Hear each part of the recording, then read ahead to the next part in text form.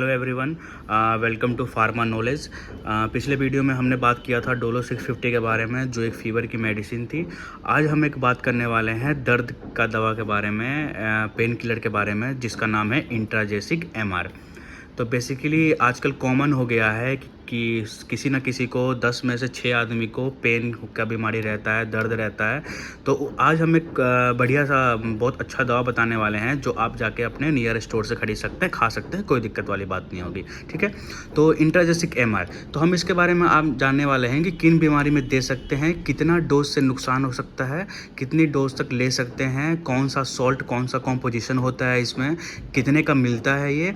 ठीक है, तो चलिए शुरू करते हैं। तो इसमें जो है ये जो इंट्राजेसिक एमआर है, ये इंटास फार्मास्यूटिकल के द्वारा बनाया जाता है। आप नाम से भी देख रहे हैं इंटा देखिए इंटास। तो इंट्राजेसिक एमआर है वो इंटास फार्मास्यूटिकल के द्वारा बनाया जाता है। ठीक है, ये एक दर्द का दवा है, मसल पेन हो गया, जॉइंट पेन हो गया, तो उसमें ये काम आता है। ठीक है, तो अब बात करते हैं कि इस इंट्राजेसिक एमआर में कौन कौन सा सॉल्ट रहता है। तो इसमें जो है पहला सॉल्ट है डाइक्लोफेनेक। ठीक है, पैरासीटामोल और क्लोरजॉक्साजोन। तो जो डाइक्लोफेनेक है वो दर्द में काम आता है, और इसका जो 50 मिलीग्राम का इसमें कॉम्पोजिशन होता है, और जो पैरासीटामोल बुखार में काम आता है वो 325 मिलीग्राम इसमें रहता है।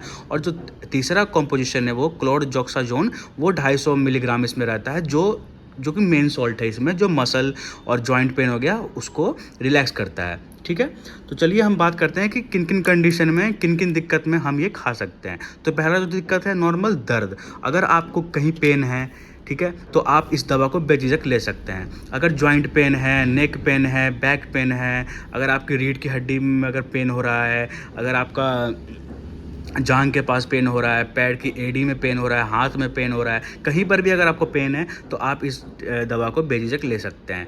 ठीक है, अब बात करते हैं कि कॉमन जो होता है कि मांसपेशी में खिंचाव आ जाता है। अगर कोई स्पोर्ट्स एथलीट बंदा है, अगर वो खेल रहा है और उसके मसल में क्रैम्प आ गया है, तो उसको दवा अगर चाहिए, कॉमन दवा है, तो वो इंट्राजेसिक एमआर है, वो बेझिझक ले सकते हैं। ठीक है, बोन पेन हो गया, जॉइंट पेन हो गया, और मेनली जो है अर्थराइटिस के जो पेशेंट होते हैं, जिनकी जॉइंट में इन्फ्लेमेशन आ जाती है, वो इस टैबलेट को यूज़ कर सकते हैं।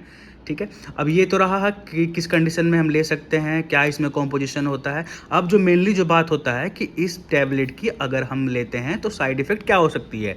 तो सिंपल बात किया जाए तो अगर आप इसको शॉर्ट टर्म के लिए खा रहे हैं, एक स्ट्रिप खा रहे हैं, 2 स्ट्रिप खा रहे हैं, तो आपको कोई साइड इफ़ेक्ट देखने को नहीं आएगी। सिंपल सा रहेगा। हाँ, आपको नोजिया हो सकता है, घबराहट महसूस हो सकता है, कभी कभार हो सकता है वॉमिटिंग हो जाए, उल्टी जैसा मन करेगा, उल्टी भी हो सकता है। लेकिन अगर इस स्ट्रिप को आप लॉन्ग टर्म यूज़ करते हैं, लंबे समय तक खा रहे हैं, 3 महीना 4 महीना बिना अपने फिजिशियन के जानकारी के बिना खा रहे हैं, तो आपको हो सकता है आपका जो ये स्ट्रिप है ये किडनी पे इफेक्ट कर सकता है, लीवर को डैमेज कर सकता है। ठीक है, तो आप जो है कोई भी दवा हो, मैं दवा के बारे में बता रहा हूँ, लेकिन कोई भी दवा हो आप अपने फिजिशियन से सलाह लेकर ही खाएं। ठीक है, तो अब बात करते हैं कि किन किन कंडीशन में हम ये जो है इंट्राजेसिक एमआर नहीं दे सकते हैं। ठीक है, अगर किसी को कोई किडनी पेशेंट है, किडनी की दवा चल रही है उनकी, या लीवर पेशेंट है, लीवर की दवा चल रही है उनकी, तो वो मैं सजेस्ट करूँगा कि वो ये दवा नहीं खाएं। अपने डॉक्टर हैं, जो भी डॉक्टर पे वो दिखा रहे हैं, डॉक्टर से वो सलाह लेते हैं, तो उन डॉक्टर से पूछ कर ही खाएं। हाँ, मेन बात आता है कि प्रेगनेंसी में क्या ये दवा ले सकते हैं? जी नहीं, प्रेगनेंसी में ये दवा नहीं ले सकते हैं। दवा लेने से बहुत नुकसान हो सकती है प्रेगनेंसी में। और मेन बात है कि जो हार्ट फेलियर के पेशेंट है, जिनकी हार्ट में दिक्कत है, तो वो भी इस दवा को बिना सलाह के नहीं लें।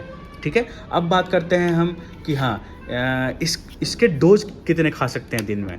तो जनरली हम सिंपल डोज बताएं तो ज़्यादा अगर हल्का पेन है कहीं, तो आप 1 टैबलेट दिन में ले सकते हैं।